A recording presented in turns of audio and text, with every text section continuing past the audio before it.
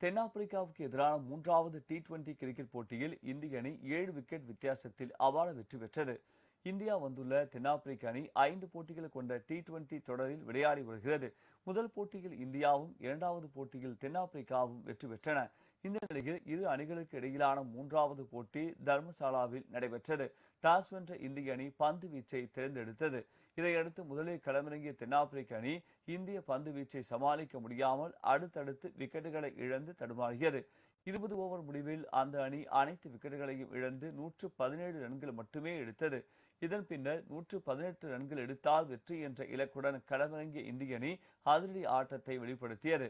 அபிஷேக் சர்மா, திலக் வர்மா, சுமன் கில்லின் சிறப்பான ஆட்டத்தால் 15.5 ஓவரில் 3 விக்கெட்டுகளை மட்டுமே இழந்து இந்திய அணி 120 ரன்களை எடுத்தது. இதனால் 7 விக்கெட் வித்தியாசத்தில் அபார வெற்றி பெற்றது. இந்த வெற்றியின் மூலம் 2-1 என்ற கணக்கில் இந்திய அணி தொடரில் முன்னிலை வகிக்கிறது.